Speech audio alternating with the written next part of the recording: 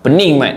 Pening bukan setakat tengok result kalah 2-0 menentang pasukan Thailand dalam SEA Games baru ni, tapi dia lebih kepada tak tahu macam mana nak hadam, tak tahu dekat mana silapnya daripada sebuah tim yang had so much potential sebulan yang lepas. Siap jadi juara Lions Cup yang merupakan satu tournament persiapan lah untuk skuad Ella Varasa ni beraksi dalam SEA Games 2023. Macam mana juga Coach Ella daripada nak jadi Ong Kim Sui main sistem back 3 3-4-3 tiba-tiba bertukar kepada Prem Dollah Saleh main long ball bodoh.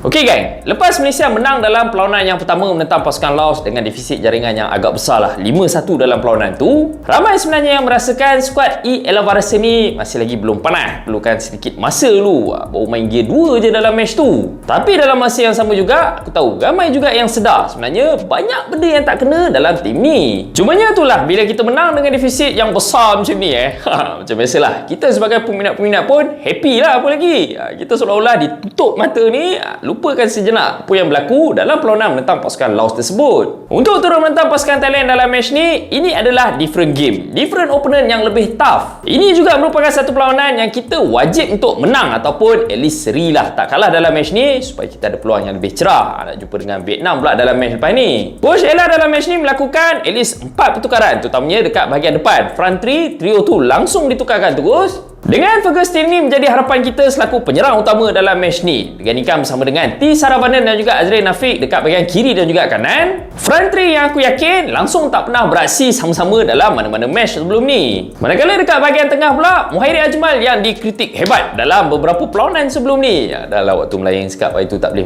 main pula waktu melantang pasukan Laos itu langsung tak function mat. Dalam match ni dia duduk kat sub je. Digantikan dengan Syahir Bashar yang masuk bawa impact lah dalam match menentang pasukan Laos yang lepas. Asyik ada assist, ada gol lagi walaupun masuk waktu hujung-hujung perlawanan. Untuk overall match ni bagi aku, for the first 15 minit still okay lagi lah. Aku boleh terima sebabnya nampak player-player kita boleh pegang game, boleh pegang bola. Kita cuba untuk attack menggunakan wide player kita, kelajuan yang ada pada Ruben Tiran serta T. Saravanan. Walaupun kebanyakan gerakan-gerakan yang dilakukan oleh dua orang player ni langsung tak ada end product. Tapi semuanya bertukar, semuanya berubah start daripada minit ke-15 dan seterusnya. Senang cerita, 70 minit seterusnya dalam match ni, Malaysia main macam tai. Sebabnya player-player kita dah start nampak lembek, nampak pancit mat dalam match ni. Senang gila player-player opponent untuk dribble pass, langsung tak ada desire untuk kejar balik setiap kali hilang bola. Menyebabkan player-player pertahanan kita sering kali expose. Kita tengok macam mana Syed Izhan bekerja keras mat dalam match ni. Dia telah melakukan at least 6 ke 7 save yang aku rasa 3 ataupun 4-nya adalah crucial save dalam perlawanan ni. Aku jaga kau member dah lah penat duk kena save banyak-banyak macam ni waktu mewakili pasukan Negeri Sembilan dalam Liga Super. Ingatkan main sukan C adalah pertahanan yang lebih kukuh, lebih kuat, midfielder lebih power, tapi end up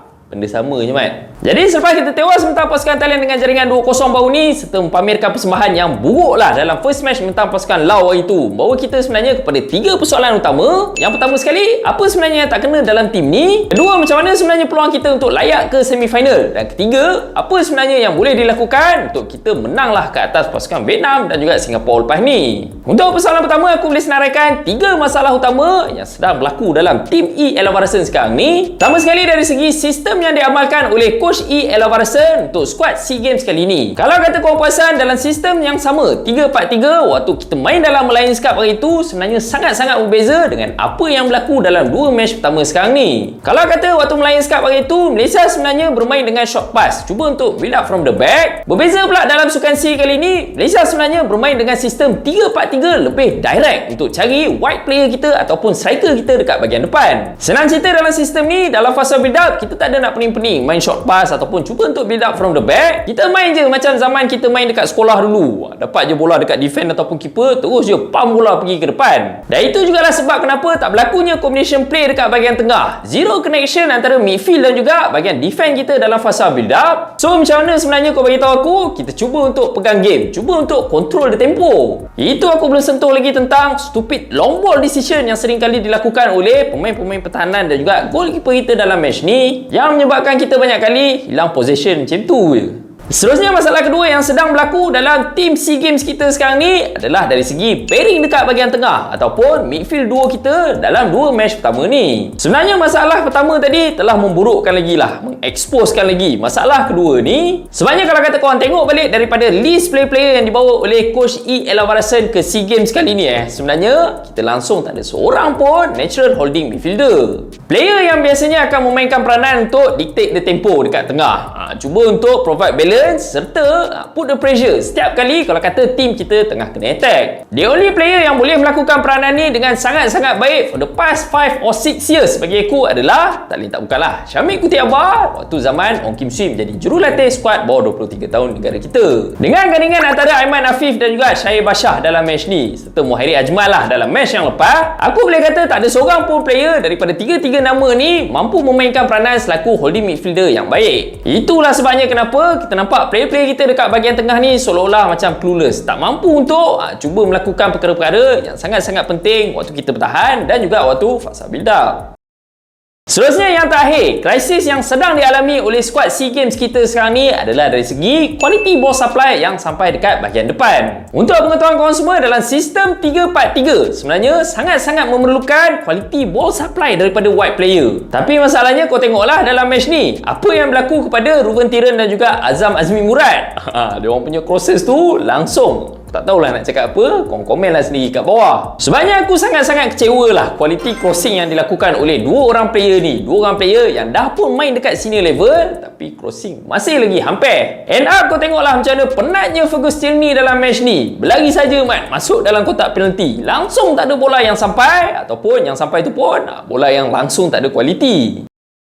So, as a conclusionnya guys, the only coach dalam Malaysia ni yang betul-betul mampu untuk utilize kemampuan dia dalam sistem 3-4-3 sebenarnya tak lain tak bukanlah adalah Datuk Ong Kim Sui. Coach Elavarasan sekarang ni mungkin memiliki idea yang sama, tapi masalah dia tidak memiliki kemampuan player-player yang ada technical ability yang mampu untuk beraksi dengan baik dalam sistem 3-4-3 macam ni. Untuk menentang pasukan Vietnam malam ni, mathematically sebenarnya kita masih lagi memiliki peluang lah untuk layak ke peringkat semifinal dengan syarat kita menumbangkan lawan kita malam ni. So sebelum terlambat, aku sebenarnya sarankan kepada Coach E. Elavarasan kita, Coach, kita switch back lah, kita main semula kepada back 4, amalkan semula basic football, kita cuba untuk build up from the back supaya kita dapat pegang game, kontrol tempo perlawanan dan juga kita mampu untuk utilize kemampuan player-player kita yang ada dalam squad kali ni. Kalau kata kita masih lagi bermain dengan sistem 3-4-3 direct long ball bodoh macam ni, korang jangan pelik kenapa ramai player-player JDT yang ada dalam squad kali ni tak perform. Dari Syam first game tak perform lah, apalah. Kau tengoklah macam mana dia main. Dekat JDT bola sampai dekat kaki, main short pass, tiba-tiba pergi SEA Games main long ball macam tu. Member bukan 190 man. Alright, aku satu je lah dulu untuk video kali ni. Apa pula pendapat korang mengenai performance kita dalam SEA Games setakat ni? Apa sebenarnya lagi masalah-masalah yang sedang berlaku dalam skuad E. Elavarasan ni? Kau boleh kongsikan dengan aku dengan komen kat bawah. Mana-mana yang baru dekat A2N Studio, jangan lupa untuk terus support aku, support channel ni gang dengan like, share and subscribe A2N Studio. So, kita jumpa lagi dalam next video. Itu saja daripada aku gang. Assalamualaikum.